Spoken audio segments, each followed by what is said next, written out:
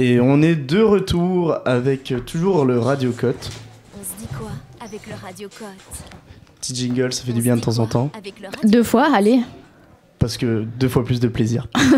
Alors, on se retrouve avec Nathan, que vous avez déjà découvert dans la précédente. Lila, qui n'est pas une nouvelle. Quoi, et, voilà. Et un nouveau, qui nous vient tout droit de la MDH, Rally. Bonjour Rally. Hello tout le monde. Alors, de quoi tu vas nous parler aujourd'hui, Rally? Ce soir, je vais essayer de vous parler de deux de mes passions, à savoir le foot et mon pays d'origine, le pays où j'ai grandi, où j'ai vécu pendant 18 ans, le Maroc. Et normalement, certains ont déjà un peu l'idée de ce dont je vais parler. Je vais parler du parcours du Maroc à la Coupe du Monde en 2022, un parcours historique. Donc, j'essaie un peu de vous parler de tout ça, de ce qui s'est passé, les émotions que ça a procuré, et voilà. Mais on t'écoute, vas-y. Mais du coup, donc en 2022, le Maroc, c'est sa deuxième Coupe du Monde de suite après 2018. Il faut savoir qu'en 2018, ça faisait 20 ans que le Maroc n'avait pas participé à une Coupe du Monde. Donc la dernière, avant 2018, c'était en 98. Ah ouais, quand même. Donc ça faisait 20 ans. Donc en 2018, quand on se qualifie, c'est vraiment un peu des liesses de joie, vraiment une folie. Mais on fait un parcours assez nul. Mais on tombe dans un groupe compliqué avec l'Espagne et le Portugal, qui sont deux grosses équipes. C'est vrai que de mémoire, c'était pas dégueu non plus dans le jeu. C'est pas dégueu dans le jeu, mais genre face à l'Iran, où on doit gagner, on perd. Donc match d'ouverture, on perd face à l'Iran 1-0. Genre un but à la 92e ou 93e, genre nul quoi. Puis face au Portugal, on perd aussi. Et à l'Espagne, on joue vraiment très bien, on fait 2-2. Mais du coup, comme tu as dit, on n'était pas déçus dans la fin du groupe, mais on était en mode... on s'est pas fait humilier, on a bien représenté le pays, donc c'était pas mal. Mais sans plus. Puis du coup, on se requalifie en 2022. Du coup, un peu moins... Enfin, on était heureux, mais c'était pas un truc aussi fou et historique que 2018, parce que ça faisait pas 20 ans qu'on n'avait pas joué. Mais du coup, content et tout. Mais le contexte était pas foufou pour cette Coupe du Monde, parce que 3 mois avant le début de la Coupe du Monde, on vire notre sélectionneur. Et on prend un coach local, genre un Marocain local du championnat. Il venait de gagner la Ligue des Champions africaine, mais genre, c'était pas le monstre tacticien ou quoi. En plus, on tombe sur le groupe de la mort. Genre, il y a la Croatie, finaliste de la Coupe du Monde 2018 avant. Il y avait la Belgique qui, pour moi, était la meilleure équipe en 2018. Un parcours fou, factuellement. La Belgique pour beaucoup de gens dans ce studio, je pense.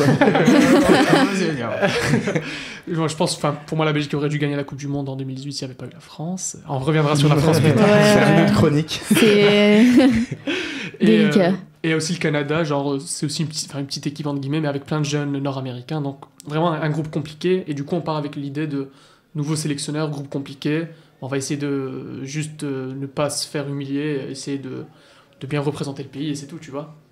Du coup, premier match face à la Croatie, on fait 0-0, on se dit, oh, pas mal, 0-0 face aux finalistes de la Coupe du Monde. En ouverture. Chill, ça va, pas mal. Une défense solide, etc. Moi, je me rappelle, j'étais en cours, c'était au Qatar, donc le match, il doit être 14h ou 16h ici. Donc j'étais en cours avec mon petit téléphone à côté, nul. Du coup, j'ai pas trop vu le match, mais 0-0, je me dis, oh, pas mal, solide. Puis, deuxième match, je vais pas trop en parler parce on peut passer, hein, on peut passer au Canada direct. On a joué face aux demi-finalistes de la Coupe du Monde 2018 qu'on a battu 2-0. Je vais pas citer. Et il n'y a rien à dire, hein, avec la manière. Avec la manière. Et du coup, ça, c'est. Du coup, moi, j'étais en Belgique, donc j'avais pas vécu ça, mais mes parents et ma famille m'envoient des vidéos des rues du Maroc. C'était la première victoire en Coupe du Monde du Maroc depuis 1998. Donc ça faisait 24 ans que le Maroc n'avait pas gagné un match en Coupe du Monde. Du coup, c'était les gens dans les rues qui... En plus, la Belgique, genre, t'as pas battu l'Afghanistan, t'as battu genre, la Belgique, demi-finaliste de la Coupe du Monde. La folie. Et c'est quasiment synonyme... avec un match nul et une victoire, t'as déjà 4 points, c'est quasiment synonyme... C'est ça, oui. Mais, donc, il devait y avoir des deux, mais donc, les gens sont surtout sortis pour le fait qu'on ait battu une grosse équipe. Mais il devait aussi avoir de ça, on se dit, bon, on est quasi qualifié. En plus, le troisième match, c'est face au Canada, donc c'est-à-dire qu'on a déjà les deux plus compliqués. Canada, on les bat aussi de 1 et on finit premier du groupe. Du coup, là, moi je suis au Maroc, je suis en Belgique, mais les vidéos qu'on voit du Maroc, les gens qui montent sur les lampadaires, c'est une folie. Les gens qui n'aiment pas le foot commencent à suivre le foot. Moi, mon père, c'est le genre de gars un peu nul qui va dire... ouais, le foot, c'est des millionnaires qui tapent dans un ballon. On connaît tous des gens qui font... Et pourtant, la veille des matchs, pendant la Coupe du Monde, il m'appelait pour faire un débrief tactique du match, pour dire tel joueur, il va faire ça, c'est bien qu'il est mis titulaire. Enfin, jamais vu mon père comme ça, et je l'ai plus jamais revu depuis cette Coupe du Monde comme ça. Mais du coup, on se qualifie en 8e de finale et là, on joue l'Espagne. Et là, on se dit, bon, on a déjà fait un beau parcours. Le meilleur parcours du Maroc jusque-là en Coupe du Monde, c'était 8e de finale, c'était en 86. Du coup, déjà, c'était la première fois qu'on se qualifiait en 8e de finale depuis 86, donc ça faisait genre 36 ans. Donc, dingue. Et donc, on se dit, bon, l'Espagne, si c'est pas un favori, c'est à la rigueur un gros outsider, une belle équipe, un coach que moi j'adore, Luis Enrique. Du coup, on se dit, c'est déjà pas mal ce qu'on a. Et là, on rentre dans l'irréel. On arrive à tenir 0-0 pendant les 120 minutes, on va au tir au but, et là, notre gardien est touché par la grâce, il arrête littéralement tous les pénaltys. Et c'est ce match-là, le pingouin de Hakimi. Exactement, c'est ça. Et nous, on marque à côté de tous nos tirs au but, sauf un, mais c'est anecdotique. À la fin, comme a dit Dorian, Hakimi qui met une panenka, enfin, le sang-froid qui fait une panenka, donc c'est quand tu piques un peu le ballon, pour ceux qui ne connaissent pas. Et du coup, c'est la première fois qu'on se qualifie en quart de finale de notre histoire. Encore les rues au Maroc qui se remplissent, les gens qui sortent. Et il faut savoir en plus que donc, fin 2022, on est en sortie de Covid. 2020, c'est le Covid. 2020, c'est le déconfinement, mais avec full restriction, les masques, etc. Donc 2022, c'est là où les gens commencent vraiment à sortir. Donc il y a un peu ce truc de... Déjà, on est content pour notre pays, en plus, on peut sortir et tout. Moi, ma famille me raconte, des fois, ils sont dans la rue, il y a quelqu'un qu'ils ne connaissent pas, les félicite en disant « Ah, félicitations » et tout. Parce qu'ils savent que si tu es dans la rue 15 minutes après le coup de sifflet final, c'est pour célébrer un truc. Donc des fois, tu croises... Ma mère qui va croiser une femme random dans la rue. Au Maroc, ça, du coup? Oui, au Maroc. Okay. Elle va dire félicitations et tout. Et pas qu'à Rabat, parce que ma famille est à Rabat. Et à Casablanca, à Marrakech, partout au Maroc, c'était la folie. Tu m'étonnes. Incroyable. Donc, moi, j'étais content que mon pays fasse ça, mais j'étais un peu quand même triste de ne pas pouvoir vivre ça comme ça. J'étais tout seul dans mon studio à regarder le match comme un débile, mais bon, au moins, j'étais très content. Et puis, à le quart de finale face au Portugal, on gagne 1-0. Je ne saurais pas vous expliquer ce match, comment c'est passé. Ça restera gravé à tout jamais dans ma mémoire. Un but en première mi-temps, puis on tient full défensivement et on se prend pas de but et on gagne 1-0. Et là, le Maroc devient, au coup de sifflet final, la première équipe africaine en demi-finale de Coupe du Monde de l'histoire. La première équipe arabe en demi-finale d'une Coupe du Monde de l'histoire. Du coup, un truc fou. Il y a encore les gens qui sortent. Là, il y a carrément le roi, il sort. Enfin, le roi il sort pas juste random comme ça, ce qui paraît, de ce qu'on raconte les gens, ils étaient juste assis en train de célébrer dans les rues, et d'un coup ils se tournent, il y a un 4x4, normalement quand le roi sort il y a un 4x4 entouré de 10 milliards de policiers, de motards et tout.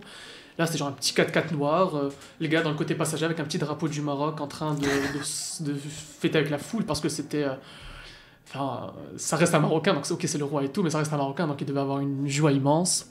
Et ensuite, il y a eu la France, j'ai pas envie d'en parler, c'est en demi-finale.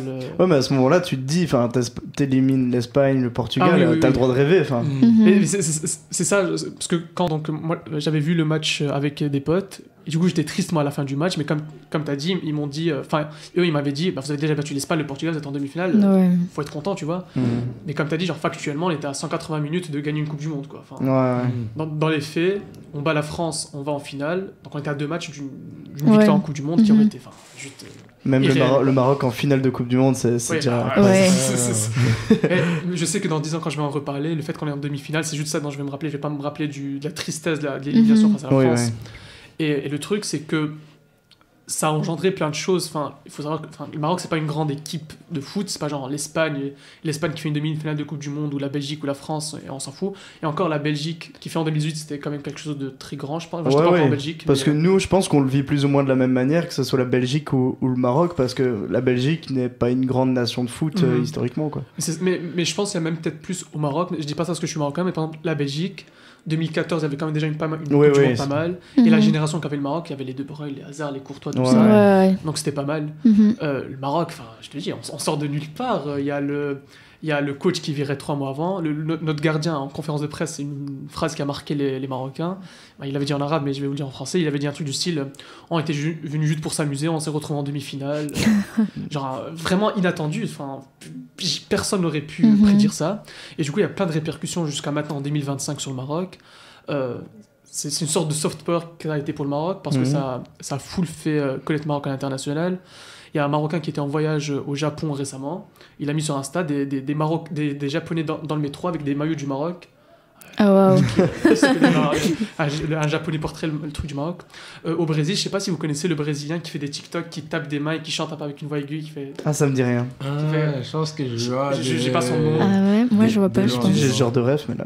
Mais bon, bref, c'est juste un gars qui fait de la musique en tapant avec ses mains, avec un rythme un peu sympa, avec une voix aiguë. Et donc il faisait une vidéo dans les favelas. Lui, il avait un maillot du Brésil, et le gars qui chantait avec lui avait un maillot du Maroc. En plein milieu d'une favela. Et il y a tout plein de choses. Il y a tout plein de choses aussi qui sont enchaînées avec la Coupe d'Afrique en fin d'année, ça sera fait au Maroc. La Coupe du Monde en 2030, elle sera faite au Maroc. Donc il y a plein de... Ouais. C'est Espagne, Portugal, Maroc. Ouais. Ah oui, ok, en vrai, ça a c'est plus 3 de pays. sens que beaucoup de candidats, je pense. Ouais. Mais le Maroc a toujours voulu organiser une Coupe du Monde, mais là, ils ont trouvé l'opportunité de s'allier avec l'Espagne et le Portugal. C'est nos petits, vu qu'on les a battus en 2022.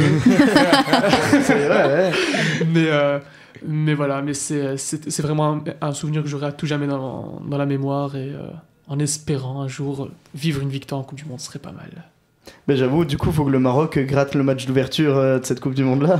Mais match d'ouverture, je sais pas s'ils vont vouloir ça, ils vont surtout vouloir la finale, parce qu'il y a un stade qui est en train de se construire à côté de Casablanca, de 115 000 places. Ouais. Il serait le plus grand stade au monde. Oh waouh. Et du coup, je pense qu'ils veulent... Parce que le plus grand stade du monde, il est à 113 000 ou 114 000. Et genre vraiment, ils ont gratté ces 1000 ou 2000 places de plus pour faire entrer en balance. On a le plus grand stade, donc la finale doit être ici.